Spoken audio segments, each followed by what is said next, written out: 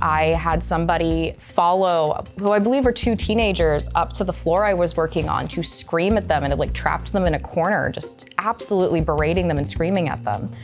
And when I called to get a manager upstairs, that's what we're supposed to do, nobody picked up the phone. When you think of a bookstore, you probably think of a quiet, cozy place to find your next page turner. But Barnes & Noble is a retail job like any other. And that means that not only are workers dealing with stressed out, exhausted customers every day, but they're also at the whims of a huge, out-of-touch company that controls everything about their pay and day-to-day. But workers are fighting back.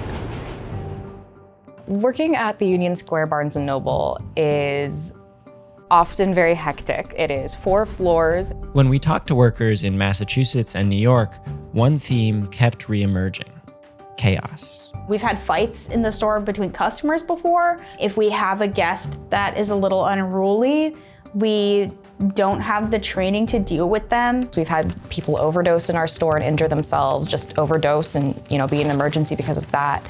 Over and over again, when workers need support, management is missing in action.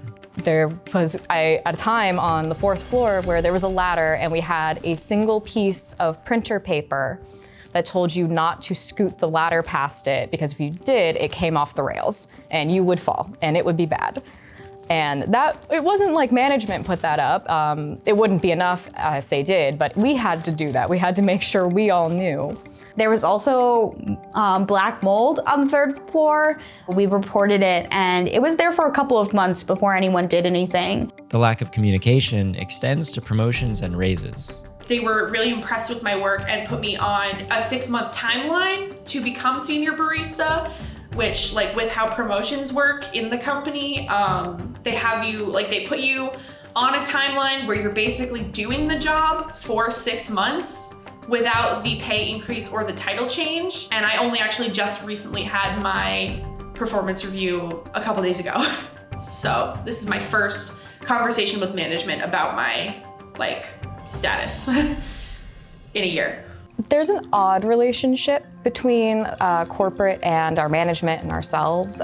Clearly, there is communication, but it's not consistent. Recently, Jessica and other workers were asked to do overtime for store inventory, but when workers showed up for their next shift, corporate had directed their managers to renege on their promise of extra pay. To have something you were promised taken away that really erodes your trust in your management and the company you're working for, and B, I think it's just kind of a terrible move. Workers in Hadley, Massachusetts and New York City are finally unionizing the first Barnes & Noble stores in the US.